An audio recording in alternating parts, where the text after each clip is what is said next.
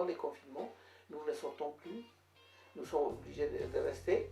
Heureusement, nous étions respectueux, mais nous passons plus de temps, ce qui va perturber notre horloge biologique. Et nous passons plus de temps à la maison, alors on va se coucher et se lever à n'importe quelle heure, parce qu'on ne peut pas sortir. Ça perturbe le sommeil, c'est-à-dire que le confinement a entraîné beaucoup de difficultés. Il a déréglé notre horloge biologique. Et je vais vous donner un exemple simple, le décalage d'horaire.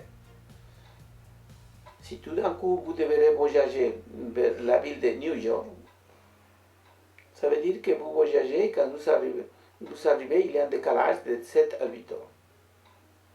Ce qui va entraîner des difficultés. Et ce décalage, on doit mettre, pour certains d'entre nous, 3 ou 4 jours pour bien se centrer au nouvel horaire. Mais pour certains d'entre nous, c'est presque impossible et on va toujours être décalé. Le meilleur exemple, c'est le changement d'horaire entre l'hiver et l'été. Alors le confinement nous a amené à différents horaires.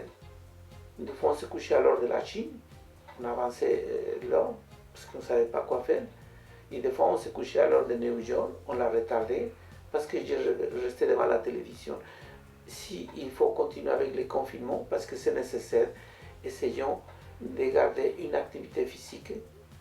Activité physique, c'est-à-dire bouger comme un lion dans un zoo, dans sa cage. Faire une activité, mais respecter les horaires et surtout, il faut bien veiller que nos enfants, que nos adolescents puissent respecter les horaires pour ne pas perturber ce processus de mémorisation et de concentration. Je trouve que c'est important de dire qu'il faut être attentif au cours du confinement, de ne pas trop dérégler notre horloge avec un changement d'horaire important. Bien sûr qu'on n'est pas rigide, mais il ne faut pas trop de différence. Essayons de garder la même heure de coucher, plus ou moins, et puis et pareil pour le réveil. Et je répète encore, chez les jeunes, chez les enfants, pour maintenir le processus de mémorisation et activité cognitive en bon état par rapport à son scolarisation.